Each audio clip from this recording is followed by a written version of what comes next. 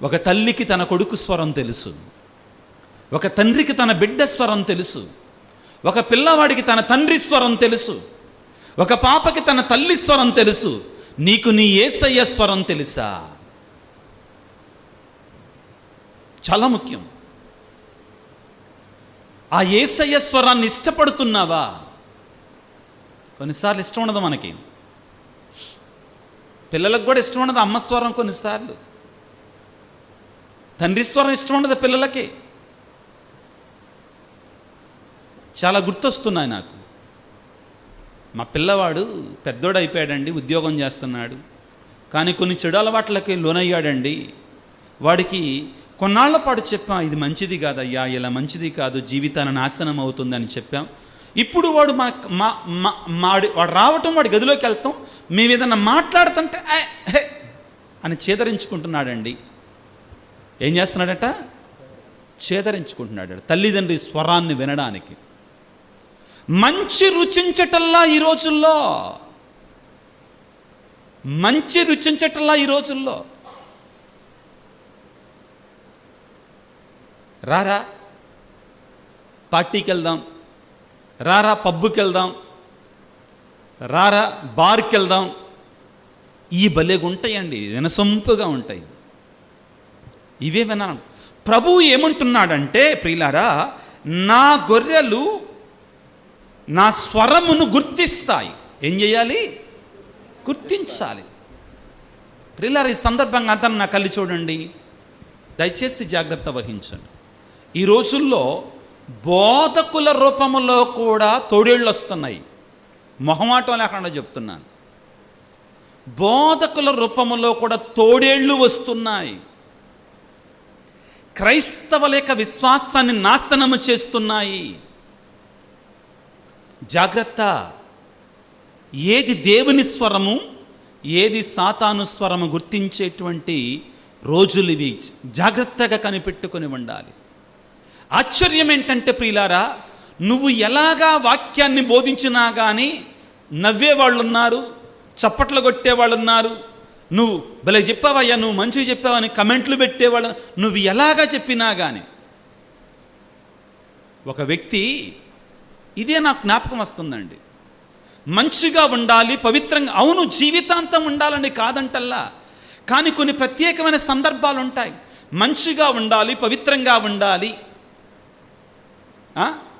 అని 40 దినాల పాటు ఉపవాసం ఉండి ప్రార్థన చేస్తుంటే, అది బైబిల్లో లేదు, దాన్ని చేయమాకండి, అది చేసేవాళ్ళు క్రైస్తవులు కాదని అంటే, అవునండి అవునండి అనేవాళ్ళు ఉన్నారండి. కింద కమెంట్లు, బైబిల్లో లేదండి అది అని అంటున్నారండి. ఎంత దారుణం అయిపోయిందో చూడండి క్రైస్తవ్యం. అవునా కాదా? అవునా కాదా?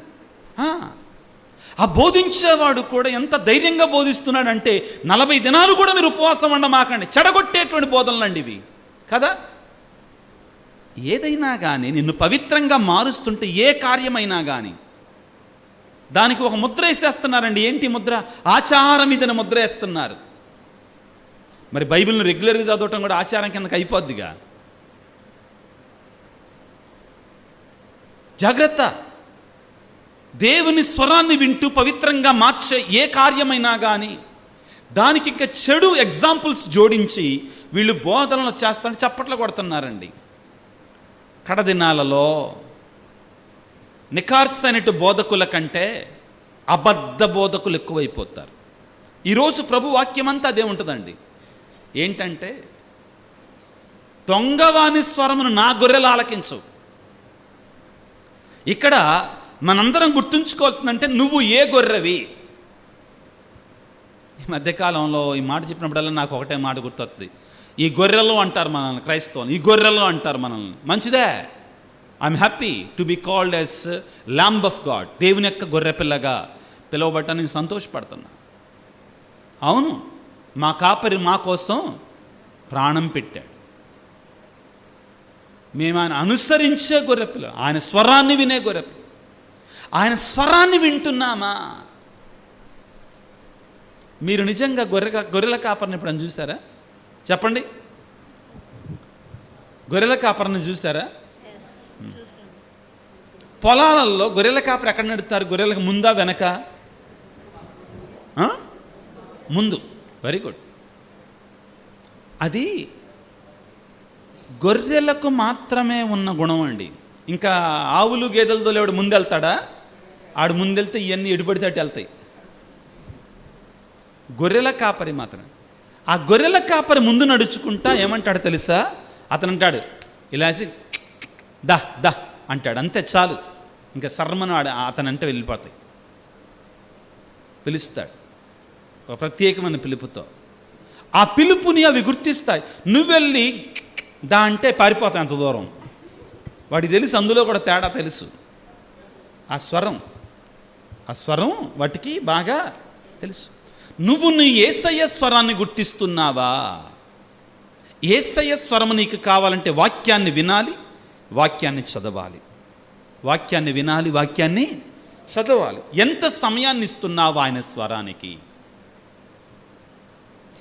నేను ప్రారంభంలో యూట్యూబ్ స్టార్ట్ చేసినప్పుడు కొన్నాళ్ళు అయిన తర్వాత ఒక వ్యక్తి నాకు హైదరాబాద్ నుంచి ఫోన్ చేసి, ఫాదర్ గారండి, మీరు సుమారుగా 20 నుంచి 25 నిమిషాల పాటు వాక్యాన్ని బోధిస్తున్నారు, దాన్ని 7 నిమిషాలకి లోబు చెప్పండి చాలండి అన్నాడు.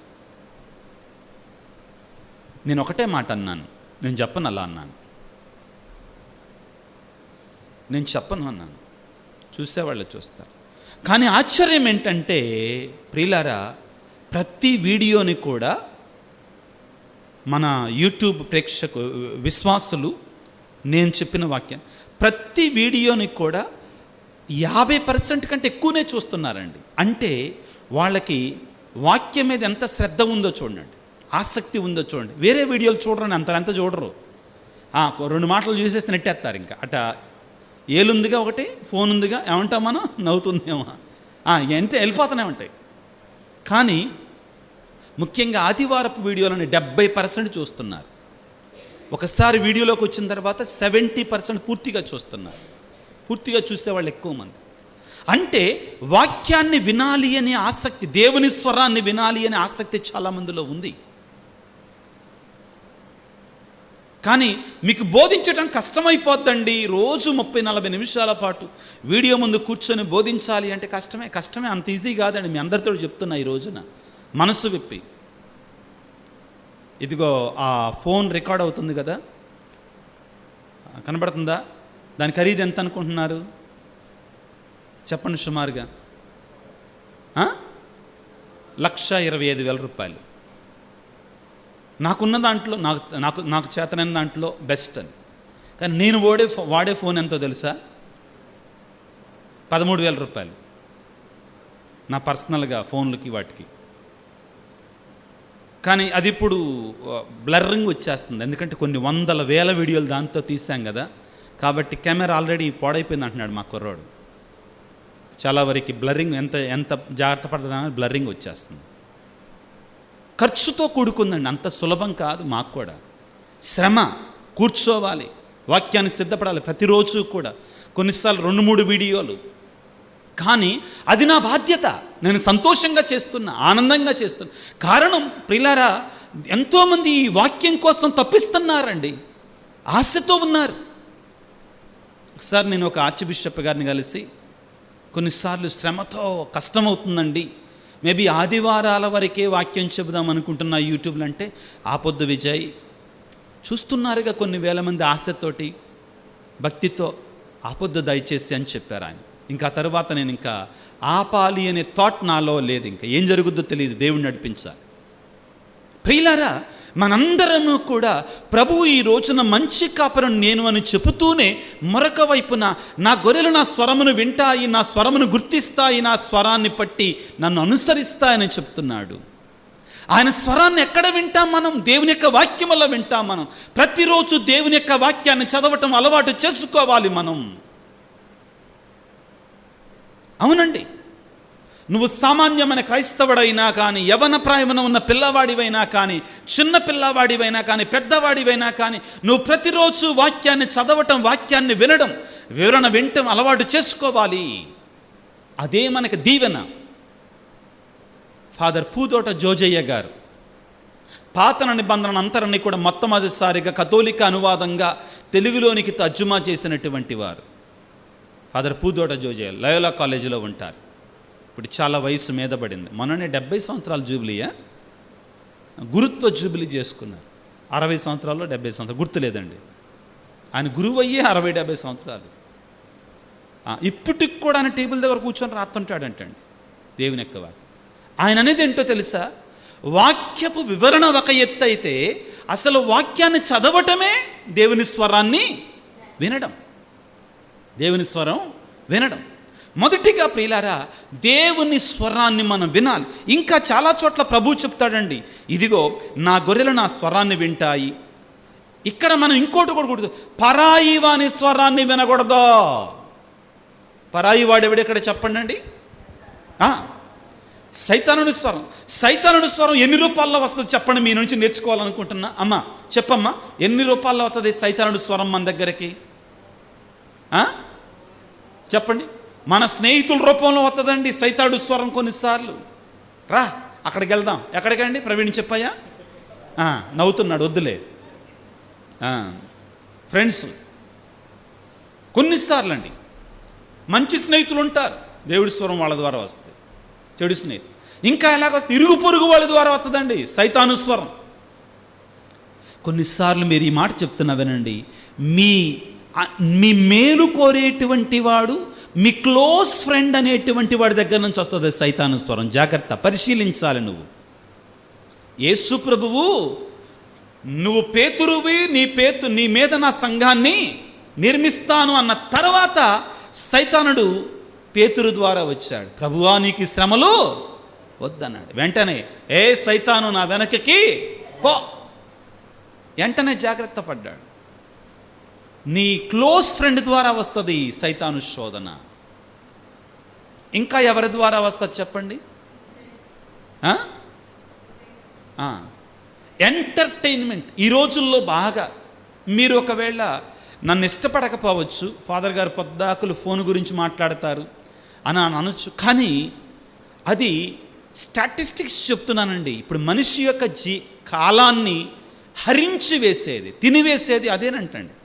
చాలా సమయాన్ని మనం కాకపోవచ్చు అండి, మనకి సమయం లేకపోవచ్చు అండి, మనం బిజీగా ఉండొచ్చు కొంతమంది. కానీ చాలామంది యువత ఆ యవన ప్రొడక్టివ్ టైం అండి. అది ఏంటిది? చాలా సాధించే సమయం అది. చాలా గొప్ప గొప్ప కార్యాలకి వాళ్ళ సమయాన్ని వినియోగించాల్సిన సమయం అది. కానీ వాళ్ళు ఏం చేస్తున్నారు తెలుసా? సమయం అంతా కూడా వీటికి పెట్టేస్తున్నారు. వాటిల్లో ఏం చూస్తున్నారు? చాలా ప్రమాదకరం. అన్ని రకాల దారుణమైన విషయాలు, చెప్పకూడని, చూడకూడని, వినకూడనటి విషయాలు. జాగ్రత్త బిడ్డలు. ప్రభు ఈ రోజున నేను మంచి కాపరిని అని చెబుతూ పదే పదే నా గొర్రెలు నా స్వరమును వింటాయి. రెండో మాట ఏంటంటే పరాయి వాని స్వరమును వినవు. ఎవరి స్వరాన్ని వినమట? ఈ పరాయి వాడు ఎవడనుకున్నా? పదే పదే అంటారు ఆయన. ప్రియులరా, 5వ వచనాన్ని చదవండి. యోహాను సువార్త 10వ అధ్యాయం 5వ వచనం. అవి పరాయి వాని స్వరము ఎరుగవు. అవి పరాయి వాని స్వరమును విరగవు. కానీ మనం మాత్రం ఆ పరాయి వాడి స్వరాన్ని ఎక్కువ తెలుసుకుని ఉంటామండి. 8వ వచనాన్ని చదవండి మళ్ళొకసారి. నాకు ముందుగా వచ్చిన వారందరూ దొంగలు, దోపిడీ కాండ్రు, గొర్రెలు వాని స్వరమును ఆలకింపలేదు. ఇది ప్రభువు నీ మీద నా మీద ఉంచినటువంటి బాధ్యత. ఏమిటి? ఆయన స్వరాన్ని వినాలి, పరాయి వాని స్వరాన్ని వినకూడదు. అప్పుడే నీకు ఆయన ఒక మంచి కాపరిగా నిన్ను కాచి కాపాడతాడు. 23వ కీర్తనలో దావీదు గారు ఏమనంటున్నారండి? యెహోవానా నాకు ఏ కొదవయు లేదు, పచ్చిక పట్టులకు ఆయన నన్ను నడిపిస్తాడు, శాంతికరమైన జలముల వద్దకు ఆయన నన్ను నడిపిస్తాడు, విశ్రాంతినిస్తాడు. ప్రియులారా, ఆయన మనందరినీ కూడా వ్యక్తిగతంగా పిలుస్తాడు, సామూహికంగా పిలవడు. మనందరి పేర్లు తెలుసు ఆయనకి. విజయరాజు పేరు తెలుసు, సెల్వి పేరు తెలుసు, ఎలిజబెత్ పేరు తెలుసు, లూర్దమ్మ పేరు తెలుసు, ప్రవీణ్ పేరు తెలుసు, మనందరి పేర్లు ఆయన తెలుసు అండి. వ్యక్తిగతంగా ఆయన పిలుస్తాడు నిన్ను నన్ను. ఎస్, ఆయనకి వ్యక్తిగతంగా ఇష్టం. ఆయన స్వరం వ్యక్తిగతమైనటువంటిది. యోహాను సువార్త 10వ అధ్యాయం 3వ వచనాన్ని ఒక్కసారి చదువుకుందామా? కావలివాడు వాని అతడు తన గొర్రెలను పేరు పేరున పిలుస్తాడు. స్టెల్లా, నిన్ను దేవుడు పేరు పెట్టి పిలుస్తాడు. సంతోషం కదా? నా బిడ్డ స్టెల్లా రా, పేరు పెట్టి పిలుస్తాడు. ఇంతమందిలో కూడా నేను నీకు తోడుగా ఉన్నా, నేను నీ కాపరి, నీ బాధలలో, నీ వేదనలో నువ్వు భయపడకు. గాఢాంధకారపు లోయగుండ పయనించిన నాకు ఎట్టి అపాయము కలగదు. కారణం ఆయన బడితయు కోలయు నాకు తోడుగా ఉండును. వ్యక్తిగతంగా చూసుకుంటాడు ఆయన. దేవుడు నన్ను మరిచిపోయాడు, నా కాపరి నన్ను మరిచిపోయాడు. మరువని దేవుడు. ఆయనకి సమస్తము తెలుసు, అన్నీ తెలుసు. నీ జీవితం, నీ శ్రమ ఏంటి, నీ బాధ ఏంటి, నీ కన్నీరేంటి.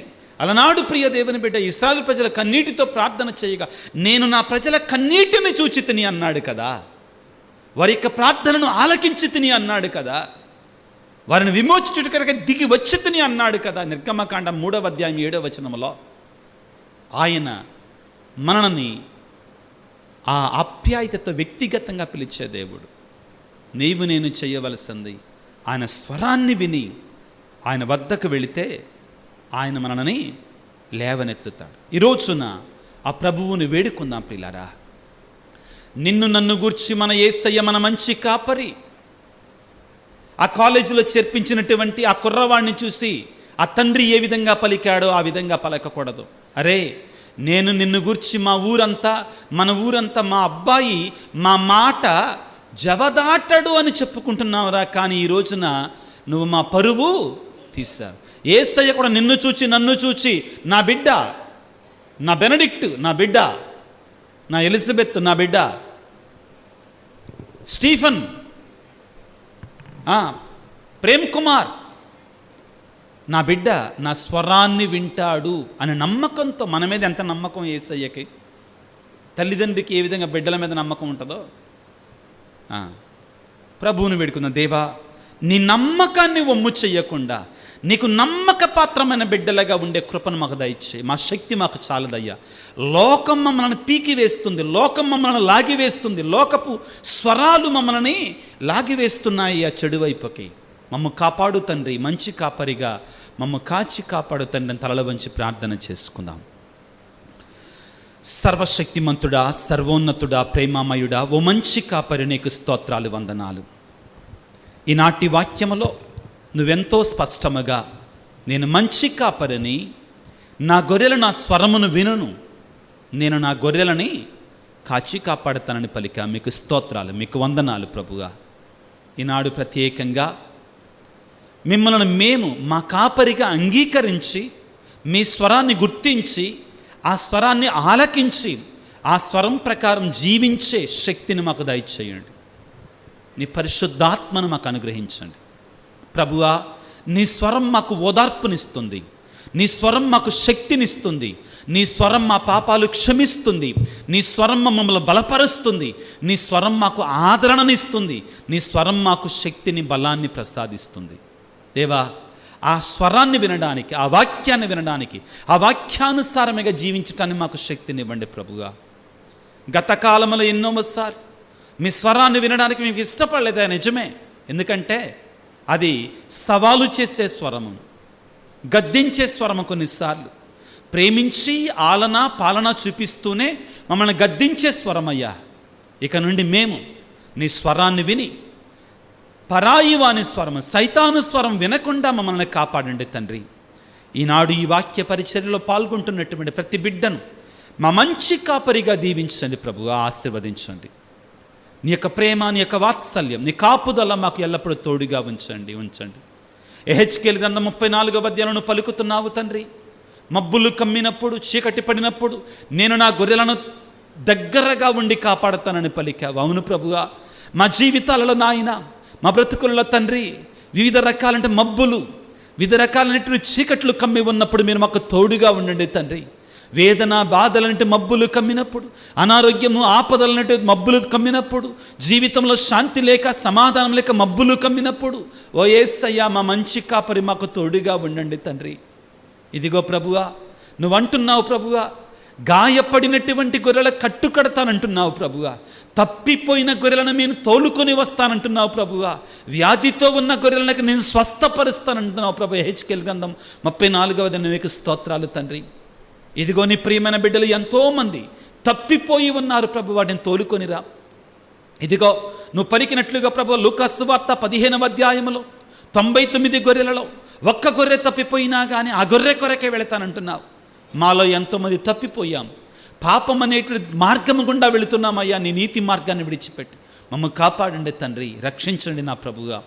అదేవిధంగా అనారోగ్యంతో, వ్యాధితో, కుటుంబంలో శాంతి లేక సమాధానం లేక దారి తప్పినటువంటి వారందరినీ కూడా ప్రభుగా ఒక మంచి కాపరిగా, ఓదార్పునిచ్చేటువంటి, సంరక్షించేటువంటి, కాచి కాపాడేటి కాపరిగా మమ్మందరినీ కాచి కాపాడమని, వేదనతో బాధలతో మా కొరకే ప్రార్థించండి అయ్యా అని వేడుకున్న ప్రతి బిడ్డను కూడా దీవించమని మనాదురైనటువంటి మంచి కాపరి అని యేసయ్య పరిశుద్ధ నామమున అడిగి వేడుకొనుచున్నాము తండ్రి. ఆమేన్.